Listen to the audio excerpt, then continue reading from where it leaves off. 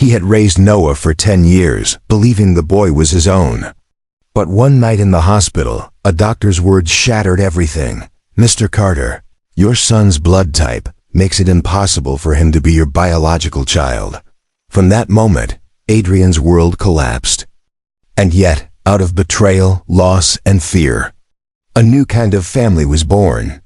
This is a story about love stronger than bloodlines, about the courage to choose each other when everything else falls apart.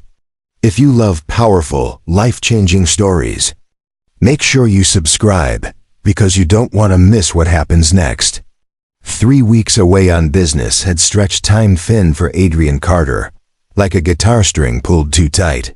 His flight landed an hour early. He carried a small gift for his 10-year-old son, Noah, a Europa probe model the boy had begged for, and drove the familiar suburban roads home. The October sky glowed pale blue, the maples tossing red leaves across the windshield. Adrian pictured the moment, Noah bursting out the door, shouting, "Dad!"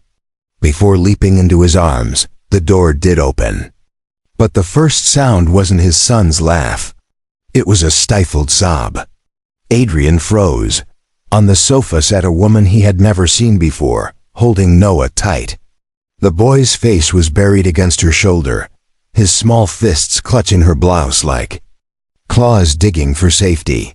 The gift box slipped from Adrian's hand and shattered on the hardwood. Plastic pieces rolled under the coffee table. "Put him down." His voice hit the ceiling like a hammer. The woman jerked her head up. Brown hair tied loosely, a white shirt wrinkled at the elbows. "Mr. Carter, please, just listen. Noah." Adrian cut her off, chest pounding. "Come to me, now, no." Noah's cry cracked, high and panicked. He only clung harder. "She's not bad, she's good."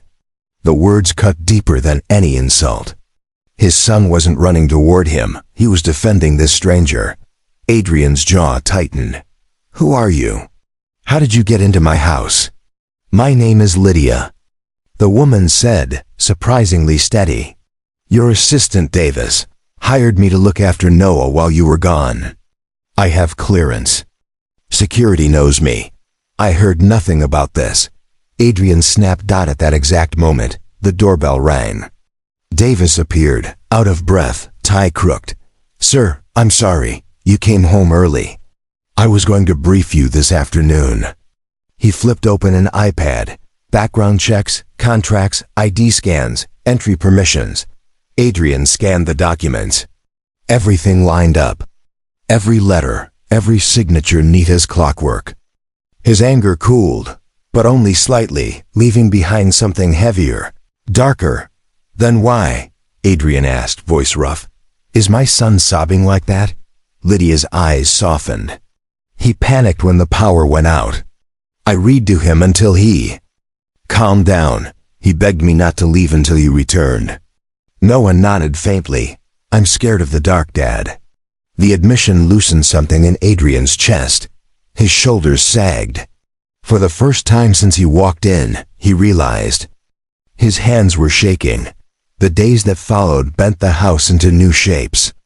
Breakfast carried Noah's laughter, but only when Lydia turned broccoli into a spaceship requesting landing clearance. Bedtime came earlier, with her voice carrying him into sleep. Adrian found himself standing in the hallway, hand pressed against his chest as if checking his own pulse. On the third night he passed Noah's door, left slightly ajar. Inside, the boy's whisper floated out, fragile and sharp. I wish you were my mom." The words landed like shards of glass.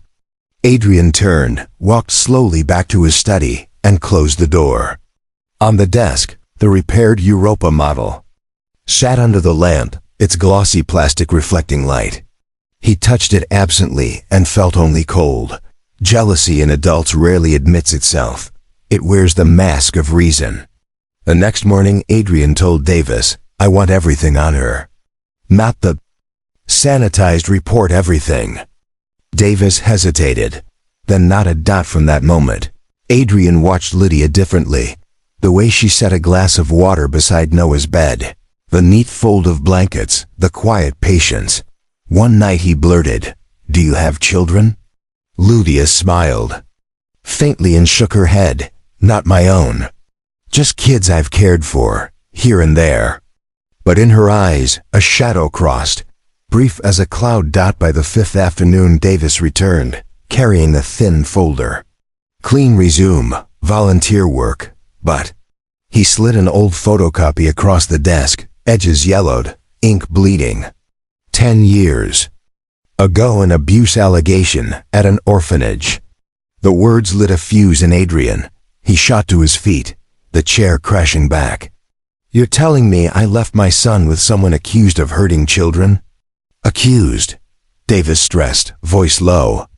But Adrian was already moving. In the living room, Lydia knelt with Noah, piecing together Lego. Adrian's voice cracked like ice. "Get out, now." "Mr. Carter." "No more Mr. Carter." He turned to his son. "Noah." "Room, now." The boy's eyes widened. He had no map for this language from his father. "Dad!" he screamed, clutching Lydia's arm. "She didn't do anything." "Please, enough, Noah." Adrian's throat burned. He pulled gently but firmly, separating them. The boy broke into sobs. Lydia leaned down, whispering something soft that quieted him for just a second. Then she rose. "I already explained," she said quietly. "Davis knows. But right now, Noah needs one thing: certainty. He needs to know his father won't abandon him out of fear." Adrian's anger snapped taut. "Leave my house." Lydia nodded once, grabbed her coat, and bent to Noah's ear. A single phrase he alone could hear. Then she walked past Adrian, carrying the scent of soap and mint, leaving behind a pocket of cold air. The door closed. Silence pressed in. Noah ran to his room and slammed the door. Adrian stood alone in the living room, picking up the Europa model like a lifeline. But deep under the rage, something older stirred, the memory of being wrong before, of mistaking fear for judgment. That night dragged on. Near dawn, his phone buzzed. A message from Davis. "Sir, urgent. I found something new. We need to meet." Minutes later, the doorbell rang again. Davis came in, rain streaking his shirt. On his iPad were scans, buried reports, redacted lines, a handwritten statement. The truth unspooled. Lydia had been the one who exposed the orphanage directors. Abuse. She was framed to keep her silent. The charges vanished from public record, but the scar stayed. Adrian gripped the desk, knuckles white. He heard again Noah's sobs when Lydia left. "I was wrong," he muttered, to no one but his own. Reflection in the dark glass. Davis spoke softly. "You should call her, or at least let Noah know the truth." Adrian dialed, rings stretched out. No answer. He typed 12 words. "I need to apologize. I was wrong. Please let me talk." The message sent. Then a cry tore down the hallway. "Dad!" Adrian sprinted to Noah's room. The boy sat upright, drenched in sweat, skin burning under his father's hand. His lips trembled. "I feel dizzy." Adrian scooped him up. "We're going to the hospital." He rushed through the hall, the night air slapping his face awake as he pushed through the front door. Above, the sky shimmered with cold stars. Silent witnesses. On the kitchen counter behind him, his phone buzzed with a reply he never saw before the door shut, and the night swallowed them both. And just like that, the story, once about right and wrong, veered onto a road where bloodlines blur, and the meaning of family would be tested in ways neither of them could yet imagine. The lights were merciless. White beams carved hard edges across Adrian's face as he sat by the hospital bed, Noah's small hand lost inside his palm. Machines beeped steadily, as if mocking the chaos inside his chest. Hours passed in fragments, nurses moving like ghosts. The scent of antiseptic, the squeak of rubber solace against linoleum. Adrian hadn't prayed in years, but tonight he muttered bargains under his breath. "Take my work. Take my pride. Just don't take my boy. At last the curtain drew back. Up. Doctor in a rumpled coat stepped inside, reading from a clipboard. Mr. Carter? Adrian shot to his feet. How is he? Tell me he's going to be fine. The doctor's tone was steady, clinical. The fever has broken. He's stable. But there's something unusual in his blood work we need to discuss. Adrian blinked, relief colliding with confusion. Unusual? Yes. The doctor glanced at the chart, then at Adrian. Your son's blood type is B+. Your medical record indicates your type O. Biologically, that's not possible. The words detonated in Adrian's skull. For a second he thought he'd misheard. That exhaustion had warped the syllables. That can't be right. He's my son. The doctor didn't flinch. I understand this is difficult, but the genetics don't lie. If you'd like, we can repeat the test. Adrian's knees nearly buckled. He gripped the metal rail of the bed until his knuckles turned. Bone white. His mind reached backward, clawing at memories he'd buried. His ex-wife's long absences. The arguments cut short. The night she packed her bags with eyes that never once met his. God. He staggered back a step, chest caving. For 10 years. I've been raising another man's child. Noah stirred faintly, murmuring in sleep. Adrian's throat constricted. The boy's lashes fluttered, mouth parted as if he'd call for him. That sound Dad had always been his anchor. And now? Now. It felt like a lie. A soft voice came from the doorway. Adrian. Lydia. She stood just inside the curtain, hair damp from the rain, eyes shadowed with something between fear and defiance. Adrian's first instinct was fury. You have no right. Noah asked for me. Her voice was calm, almost breaking. I came because he called me, not because I wanted to intrude. Adrian turned away, shoulders tight. You shouldn't be here. Maybe not. She stepped closer anyway. Her gaze fell on Noah, her expression softening. But he needs more than just medicine tonight. Adrian laughed harshly, without humor. What he needs is the truth. And right now the truth is... His voice cracked. He swallowed hard, forcing the words out. I'm not even his father. Lydia flinched, as if struck. But then she shook her head firm. No, biology doesn't define fatherhood. You've been there. You've loved him. You've carried him through every fever, every scraped knee, every nightmare. Adrian, that's what makes a parent. Blood doesn't. Her words pressed against his chest like a defibrillator shock. For a moment, breath returned, but shame followed fast. He whispered, I don't know if I can keep doing this.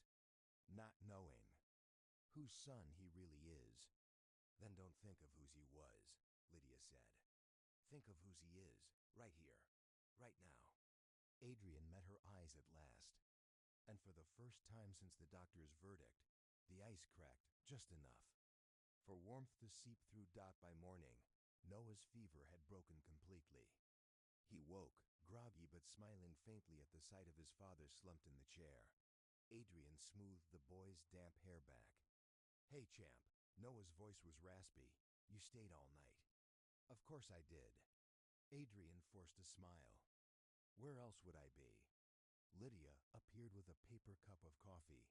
Adrian took it silently. Their eyes met over the rim, and something unspoken passed between them. A fragile truce born from the boy lying between them. Back home, the house felt altered. The silence wasn't hostile anymore. It was watchful, cautious. Lydia didn't leave. Adrian didn't ask her to. Meals turned into shared rituals.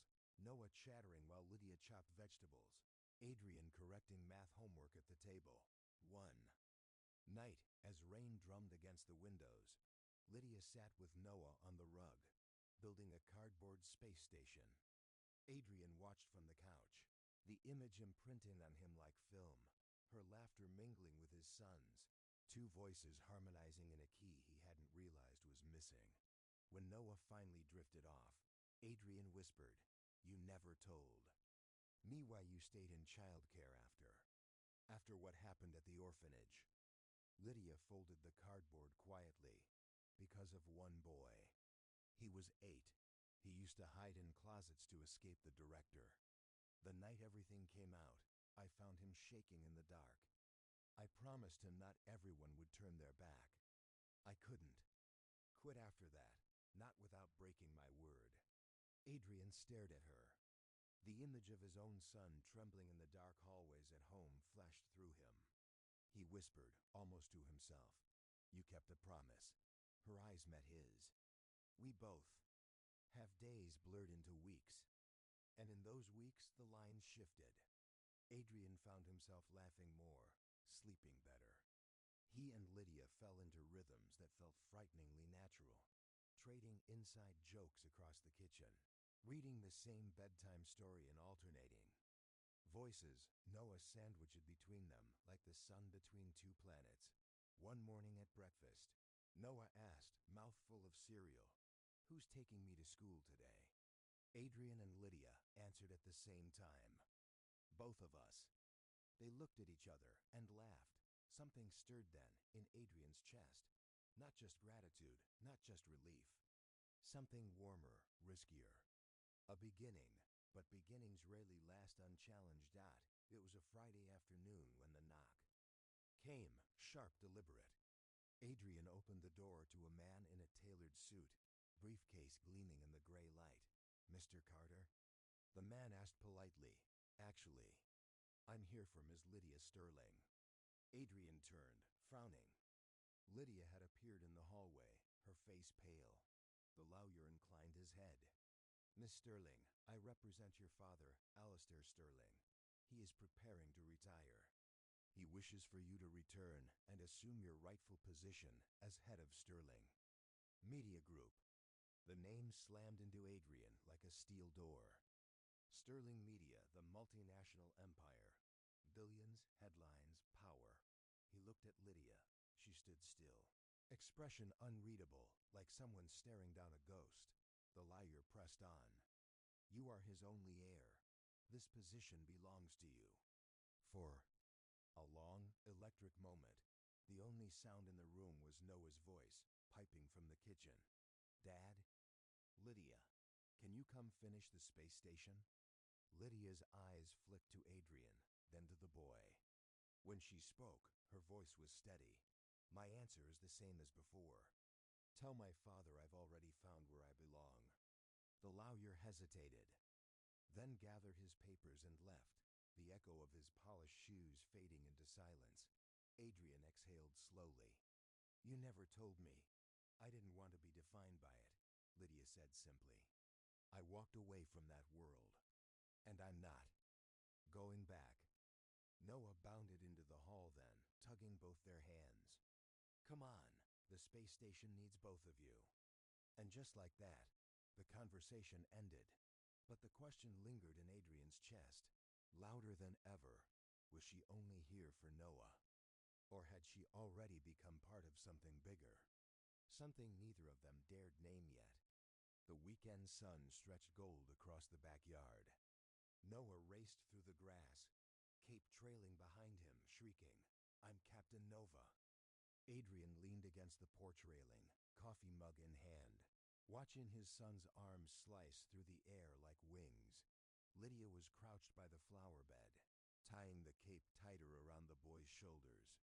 She looked up and laughed, the sound drifting across the yard like a chord that belonged to some melody Adrian hadn't heard in years. He caught himself smiling. The sight of them, his son and this woman who had crashed into their lives like a storm, now looked less like intrusion, more like inevitability. When Lydia joined him on the porch, brushing grass off her jeans, Adrian cleared his throat. "He hasn't stopped talking about you since the hospital." Her gaze softened. Children know when someone's really listening. "That's all I do, listen." "You do more than that," Adrian said quietly. "You give him something I didn't realize he needed." Their eyes held. Something unspoken flickered, dangerous in its tenderness. Adrian looked away first, sipping his coffee. But the warmth in his chest lingered long after the cup was empty. That night, After Noah finally collapsed into sleep, Adrian found Lydia in the kitchen washing dishes. The lamplight haloed her hair. "You didn't have to stay this long," he said. She didn't turn. "Do you want me to go?" The question lodged in his throat. He wanted to say yes to reclaim the clean lines of his old life. But the image of Noah reaching for her, whispering wishes she were his mother, stopped him. "No," he admitted. "I don't." The silence that followed wasn't heavy. It was charged, like the hush before rain. Days folded into a rhythm that felt suspiciously like family. Mornings began with shared breakfasts, Noah narrating cartoons between bites of toast, Adrian grumbling about burnt coffee, Lydia teasing him with a smile that pulled the edge off his irritation.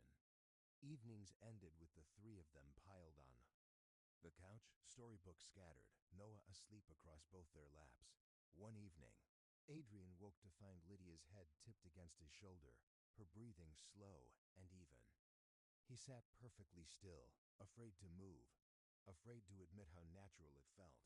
He should have pulled away. He did single quotes t. The turning point came on a Sunday picnic. They spread a blanket beneath an old oak, sandwiches stacked in wax paper, Noah chasing butterflies until he collapsed between them with grass stains on his knees.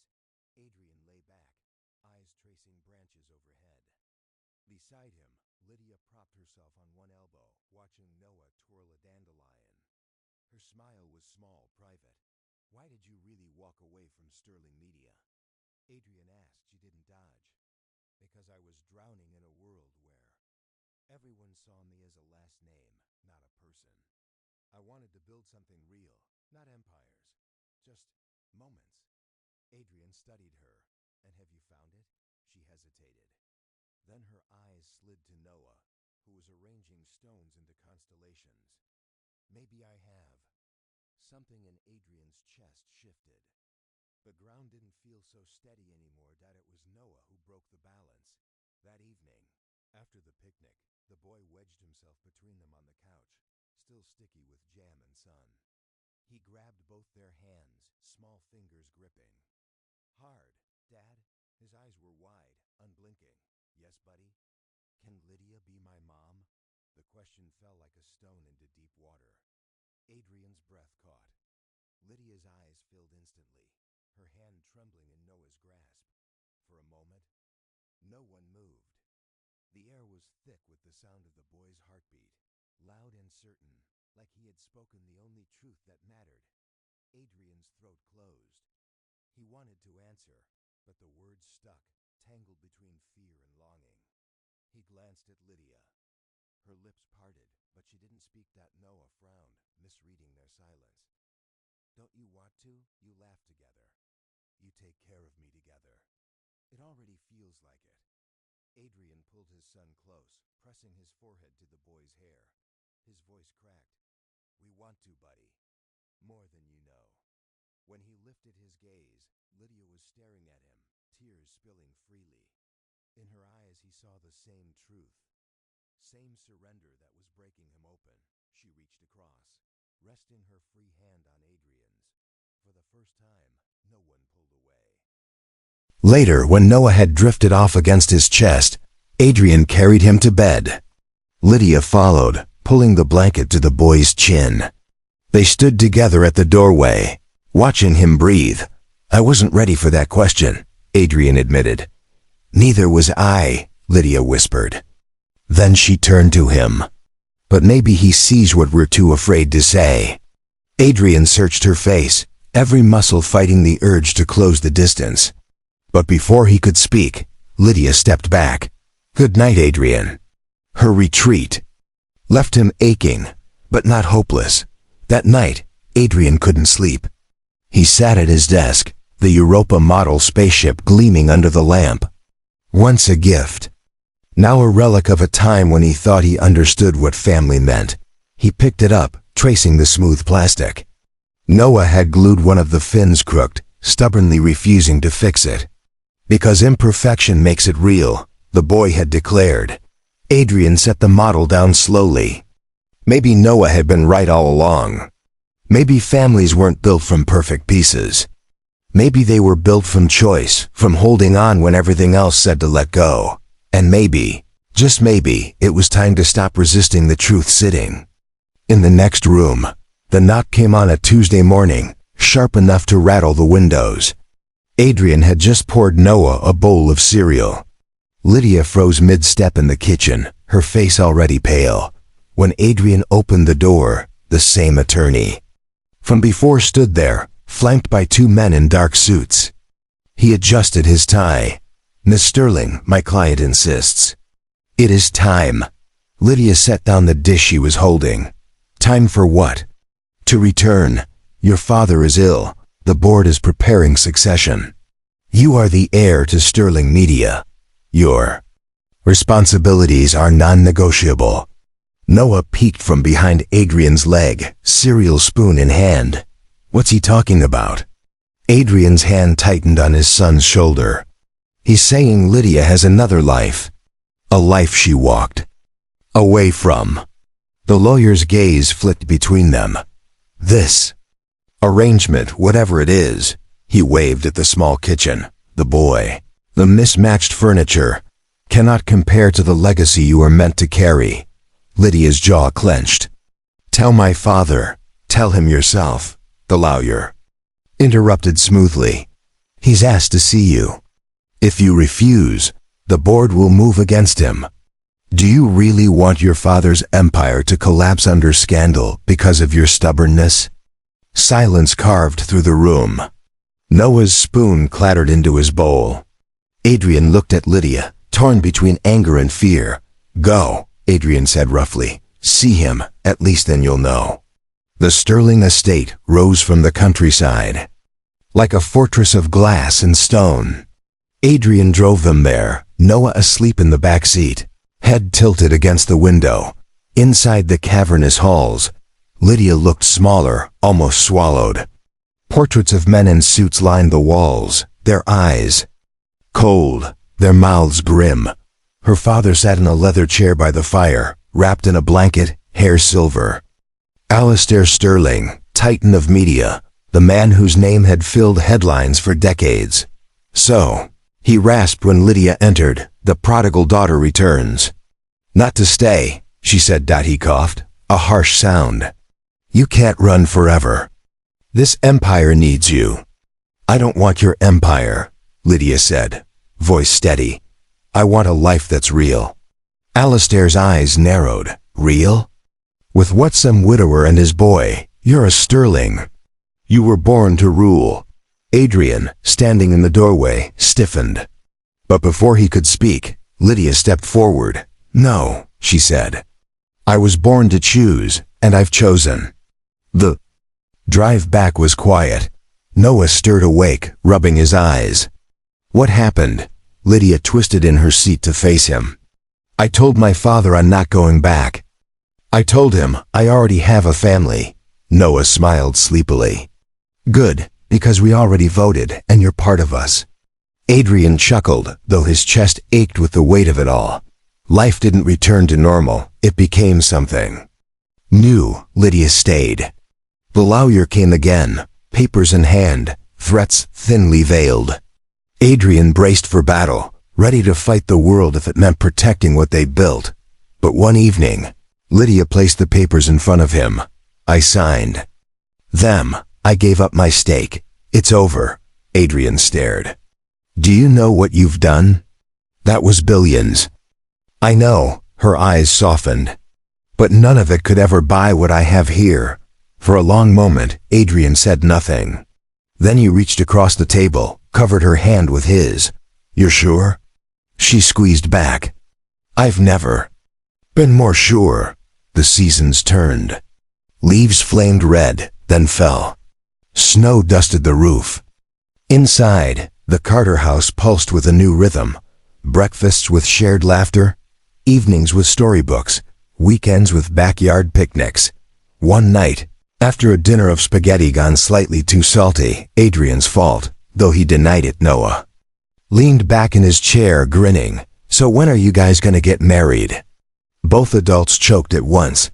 Adrian on a noodle, Lydia on her wine. Noah only laughed harder. "What?" It makes sense. Families should stay together. Adrian coughed, wiping his mouth. Lydia turned crimson. But when their eyes met, neither looked away. Maybe the boy was right. Spring arrived with blossoms.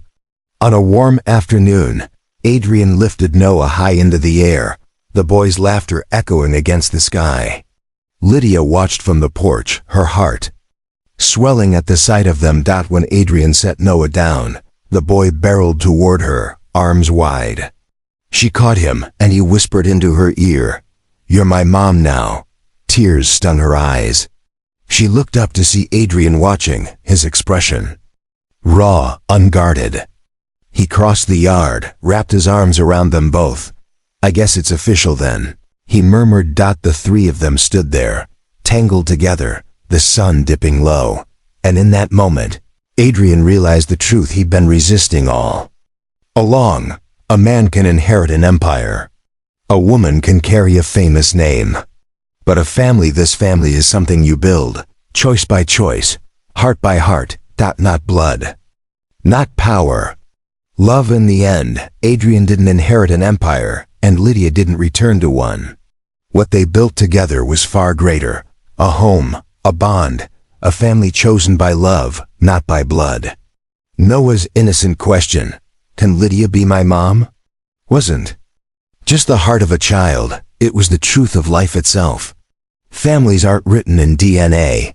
They're written in sacrifice, trust, and the moments we choose to hold on. And if this story moved you, join our community by subscribing. You'll always have a place here, just as Adrian, Lydia, and Noah found theirs.